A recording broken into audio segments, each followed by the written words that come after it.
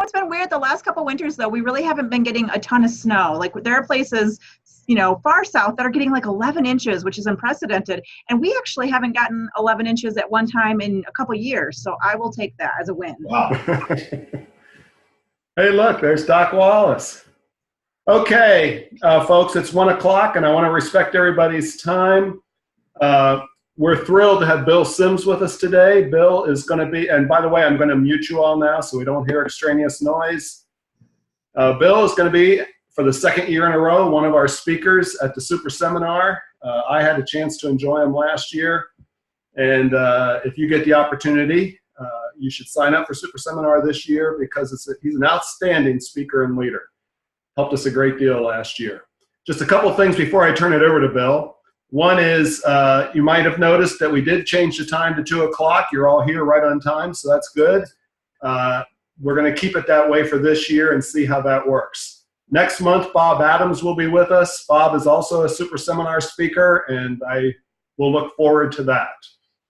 Other than that, I don't think I have any other questions, so I'm going to turn it over to Bill. I'll be turning myself off the computer and Bill on. And afterwards, he'll go for 15 or 20 minutes, and then we'll open it up for any questions and answers after that point. Thanks a lot. Hey, y'all. So is there a way I can hear them? We can unmute them if you want. That would be fine. Okay, I'm unmuting y'all.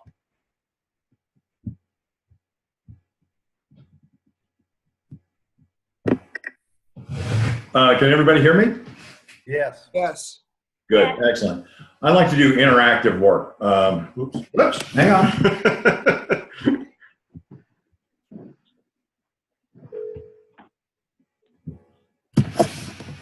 I like to do interactive work because I'm a clinical therapist. And so what I'm really looking forward to is having some process with you even during a short time period.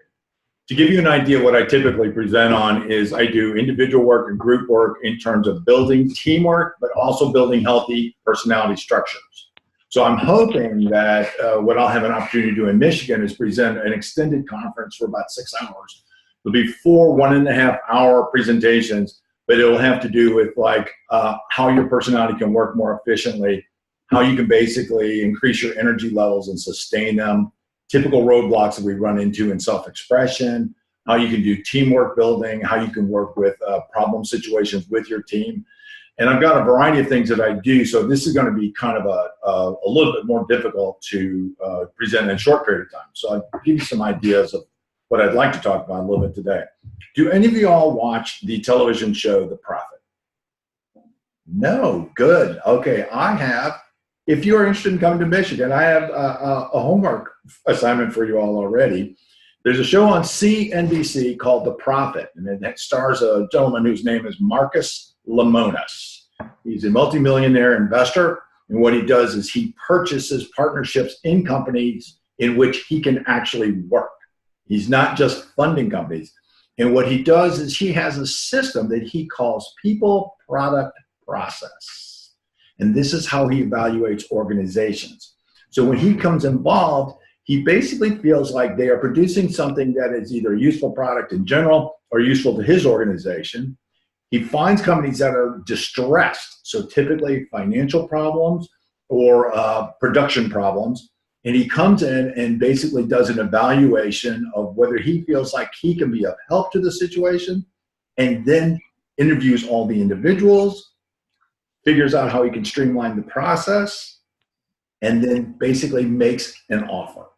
And when he does this, what you discover is, one of the first things we discover in psychotherapy is the biggest problem between, let's say, symptomology and health is resistance, that we actually resist our own process. So as the energy increases, people start actually becoming more resistant. You would think that this would be a self-correcting thing, that as you became more enthusiastic, as you loved what you were doing, as you like who you're being with, you actually have things triggered in your psyche that start to interfere. And we secretly and unconsciously sabotage this process. This is one of the things that causes burnout, especially in church communities. You basically have individuals who are resisting their own natural self-expression, which leads to an energy depletion and eventually burnout. Does that make sense? Any of y'all? Yes. Yes. Okay, so this kind of builds on itself. And so what I try to do is from a psychological perspective, when I'm working with an individual, I'm assessing how well their own system is working. So psychologically, here's a kind of a basic takeaway. The common symptom profile that most people have, anxiety, tension, stress, guilt, shame, fear, resentment, depression, these are all manufactured by self-restricting principles that you have adopted based on your family and based on your gender and based on your social upbringing. This translates to inconsistent energy, exhaustion, burnout, inability to work with others effectively, or resistance in your team members. So what I try to do is come in and basically look at how an individual is sabotaging their own process. So the theory I work with, coming from a kind of a Carl Jungian background or object relations, is that the unconscious is self-healing. That your unconscious, your personality structure is basically trying to heal itself on its own. And what causes the stress, the symptom profile, anxiety, tension, stress, guilt, shame, fear, is actually you're resisting the correction that is being made by your unconscious. You're actually getting in the way of your own healing process. So when I work as a clinical therapist, I'm not doing a correction for you. I'm actually helping you identify how you're getting in your own way. Now, personality dynamics transfer to group dynamics.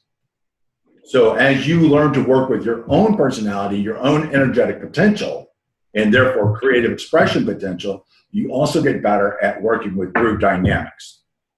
Behaviors you tolerate in yourself, you will tolerate in others. Behaviors you tolerate in others, you'll also tolerate in yourself. So group dynamics have their own kind of built-in obstructions based on the toleration you bring to the moment. So one of the theories I use in my office is you get the relationships you allow.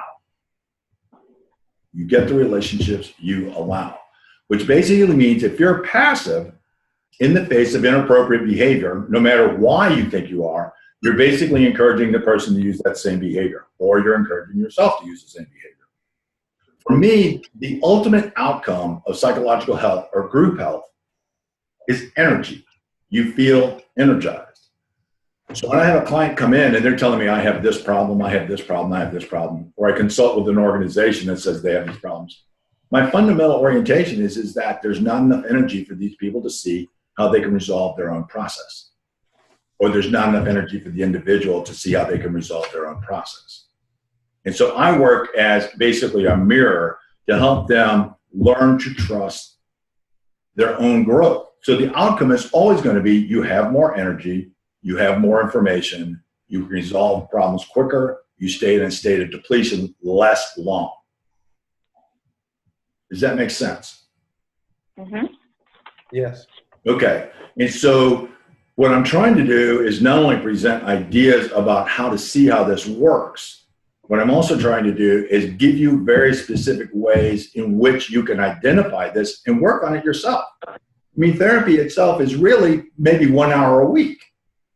So I'm counting on that individual having a positive effect that grows during the week. If we're just counting on 1 hour a week for a person to change, nobody's going to change. But there's an aspect of the unconscious that seems like it's trying to do this automatically. It's trying to actually bring you back into balance. Now, this is a kind of a curious way of looking at the world. Now, I don't know where you guys stand religiously. I'm ex-clergy personally. So kind of the way I view joy as a mark of the Holy Spirit.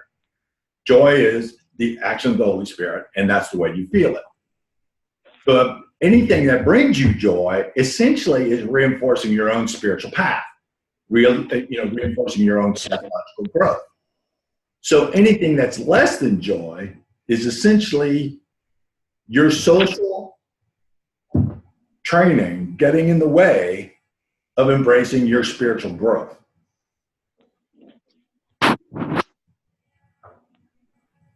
So I'm suggesting that on a certain level, I'm trying to marry psychodynamics with spiritual growth, and the outcome is joy or energy. And you experience it in a very practical way. I don't like theoretical outcomes. I like to see individuals experience this in a very personal, direct way as fast as possible. So working with groups, it's just an extension of working with your own psychological structure. All personality is fundamentally multiple personality. You have multiple components that are constantly having conversations with each other, having dialogue with each other, having arguments with each other, and therefore not working together. You have conflicted energy inside your own personality structure. Same thing as in a group. Not everybody gets along the same way. Not everybody speaks the same language. But we don't even realize this is actually what's going on in our head when we're having these internal conflicts. So you know the little obsessions you get caught in, the little worries that you get caught in that you can't shake, these are aspects of your own symptomology trying to tell you you're stuck in a loop and you're not getting the benefit of your own built-in natural healing process.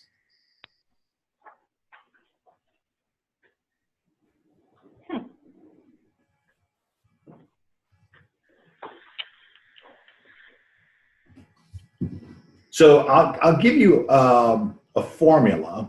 I don't know how you all are going to think about this. I'm going to give you several formulas here in a few minutes.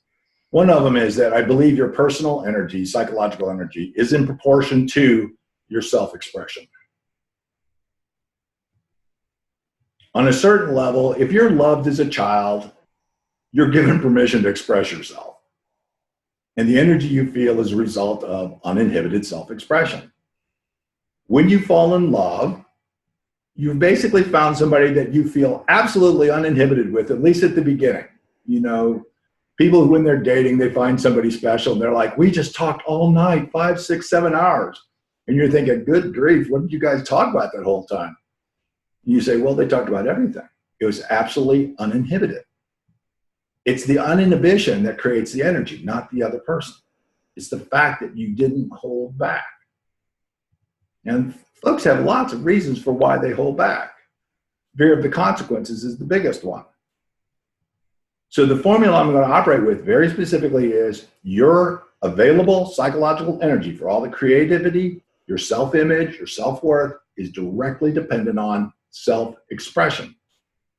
So the parts of yourself that you do not express, that you do not feel comfortable with, is what limits your potential. Does that formula make sense? Everybody's like, yep, okay, we can see that. Okay, good. Charles, what do you think? I think that most of us in our line of work experience a diminishing of that energy based sometimes on our environment, which, as you've already pointed out, we usually create ourselves. Right. Because typically what we encourage in our environment is an extension of what we encourage in ourselves. So personal transformation will lead to environmental transformation as well. We expect better from others. You get the relationships you allow. You stop allowing bad behavior. Like in my clientele, nobody gets to be crazy in my office.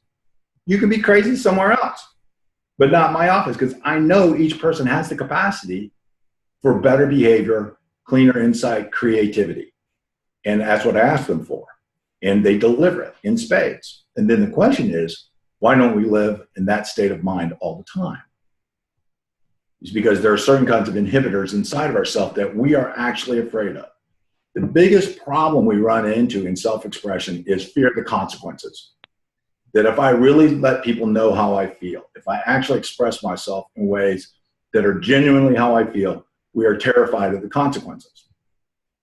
So I'll give you a piece that is one of the more brilliant formulas I've ever heard. And it's by an analyst named James Masterson. He was the 20-year director of the inpatient unit associated with Cornell's Hospital. He said, if you want to see the difference between the way you were designed, whether you believe it was by your maker, nature, however you believe that, from your design, then how you actually turned out, which is how society shaped you, your family shaped you. He says it's a really simple 3-step formula. He says, 1, be yourself all the time. Never hold back. Tell the truth. Be honest. Be spontaneous. Say whatever pops up inside of yourself. Now, most people are horrified by this first proposition. And it comes down to this idea of whether or not you believe that inherently people are good or people are inherently bad. If you think that people are inherently bad, you certainly do not want them saying whatever comes to mind. You want them to keep it under control. But if you actually believe that we have some divinity within us, and what's really trying to come to the surface is our stronger parts, our more spiritual parts, our greater parts, then at that point, the idea of spontaneous communication on a regular basis, especially if it's going to increase your general energy level, is a really helpful but challenging suggestion. Because you've been taught not to be expressive does not mean that what you want to express is bad. Now, let's be practical. If somebody's held in their anger for 20 years, when they first start letting it out, it's going to be a little bit rough. It's going to be a little bit difficult. So clearly they need to practice in ways that are less offensive. But eventually we reach an equilibrium where aggression is in proportion to the moment. You're no more aggressive. You're no more confrontive than really what the moment has. But the same thing about love. Some people are terrified of expressing their love for each other and they're caring for each other. And so when that comes out, that can be a little clunky too. But here's the rest of the formula. Be yourself, speak your mind, be spontaneous, don't hold back, speak the truth, be honest. The second one is, as your anxiety goes up, it means you're about to do something you've been taught not to do. Because I promise you, among the people who are currently on this channel, y'all do things in different rates. Some people are good with anger, some people may be good with sexuality, some people may be good with their intellect. But we're not all equally good because we weren't raised in the same families. And so what may be okay for you to say may not be okay for somebody else to say. So what Masterson is saying is that when your anxiety goes up, it's very specific to, you've been taught not to do this specifically. Have an opinion, be aggressive, be vulnerable. The third step is, so the first step is speak your mind, be honest and genuine. Second step is, when your anxiety goes up, it means you're about to do something you've been taught not to do. The third step is, whatever you fear will be the consequences of your action was the method that was used to control you as a child. Your fears are specific to what you've been trained to fear. You are not afraid of something you have not experienced. Now, this is actually a fairly powerful suggestion I'm just laying out here as this kind of Thursday afternoon chat. It's a dangerous proposition because it assumes that basically y'all are good and that me giving you permission to just go be yourselves and be genuine, change your world is a risky endeavor. But you would not be doing the work that you're doing in affecting the people that you are and caring enough to show up to something like this, to have some sort of inspiration without being good people. And so me turning you loose to go be effective and be genuine and expect more from your environment is just a form of a blessing to say, trust yourself, trust who you are, trust what you do with your life, trust what you're committed to, and be effective at delivering that.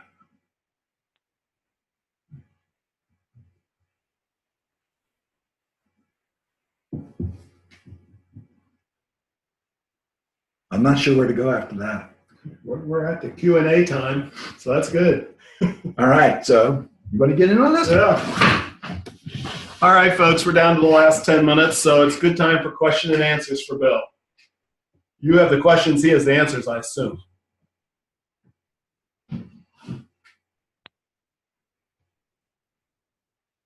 It's good to take your time. You know, what I just told you, it sounds simple, but it's not simple in any way, shape, or form. I've had people tell me, my mama would be so unhappy to hear you say that.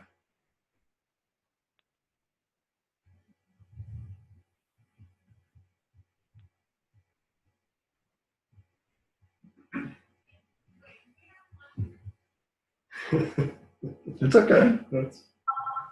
So this is Tom Powell calling you from the great Commonwealth of Virginia. Can you hear me all right? I'm on my cell phone. Yes, Tom. Hi, Tom. So is there anything you absolutely would not do coming in as a leader of a small team, as the new guy? Well, I know that's a great tough question because you're talking strategy at that point.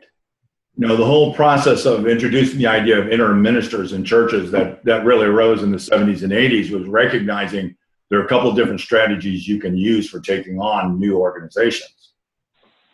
I think on a certain level, being able to trust what you want to say and how you want to represent yourself speaks more to one's self-confidence and trusting one's knowledge than necessarily being assertive or overly aggressive and making changes. You know that when you walk into a place, you've got a couple of options. One is basically make all the changes you really want to make right away, right from the start, just staff changes, policy changes. And the other theory is basically you work there for a year, assess the situation, decide what it can actually handle. You're speaking my language. Yeah. So, okay, yeah. No, Well, I just kind of wanted to see if there was anything that you specifically thought you better not do early on, and there is two different schools of thought. I really think that the most important thing you have to do is not only be yourself, but be a better listener so you can really hear and see the anxieties of the team members that you really don't know that well. I guess is kind of what I was thinking. Absolutely. I think spontaneous interaction is a way of catalyzing energetic movement in a group. But you're right. If you don't know what the actual dynamic of the group is, catalyzing it can lead to a number of different options. So I like your presentation would be, I think that style would be considered more of a mindful, like I want information, I want to know who I'm with, I want to have a strategy that can be effective and not necessarily just get things moving. Well, thank you. That's very helpful. I appreciate the question. You realize you might have to murder somebody at some point though, right? Just saying. Woohoo! That's the spontaneous part. Or just strangle them a little. So how do you turn the anxiety to work for you instead of working against you? That's a great question. Okay, so you know the idea of the canary in the coal mine, that the old coal miners used to carry a canary because they were susceptible to methane and they would keel over before the people would keel over. So you always had somebody watching the canary. So if the canary went over, everybody knew to get out of the mine. Mm-hmm. Your anxiety is the canary in the coal mine. It's actually a symptom that indicates a process is going on inside of you that you're actually fighting. That's why it's producing anxiety. So as a result, you want to use your anxiety as you want to do this kind of observation. I think the gentleman who spoke earlier about take inventory of your group before you take action. It's a similar kind of process because if you can step back just enough to watch when your anxiety gets triggered, you can start identifying what's actually triggering it. Is it aggression? Is it sadness? Is it memory? Something is going on in your process that is triggering something in you that's making you feel uncomfortable. If you can figure out what that is, all symptoms are basically energy and information. But it's something we're fighting because we've been taught not to look at that information. There are certain things that happen in families where you're just basically taught, please ignore what's going on with our parents, or please ignore what's going on with the neighbors. And it creates a blind spot. And in its place comes symptomology. So anxiety, when you start to spot it, when it comes up, the next step is to identify, first thing is, how many times does this actually come up? I mean, I would actually count it. I have people actually get counters from Office Depot on how many times between sessions that comes up just to watch it. But the second thing is to say, trying to identify what emotion is it connected to figure out ways of expressing that so you don't have to feel anxious. You actually get the emotion. Does that work for you? That works. All right. That's a good question.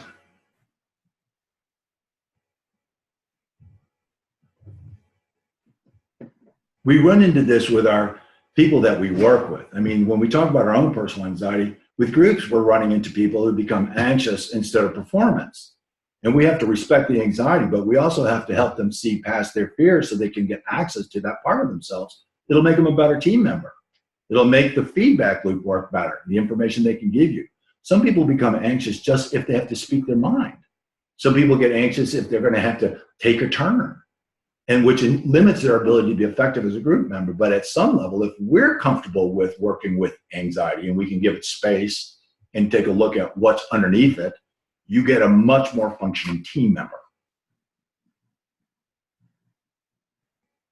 So it has some real practical group value as well as individual value.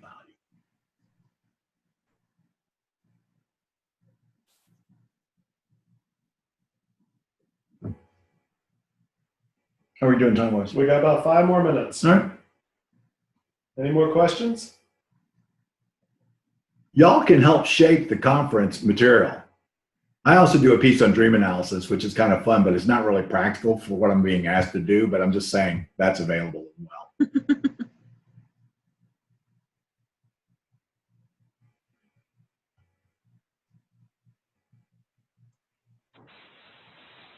So I just have one more quick one.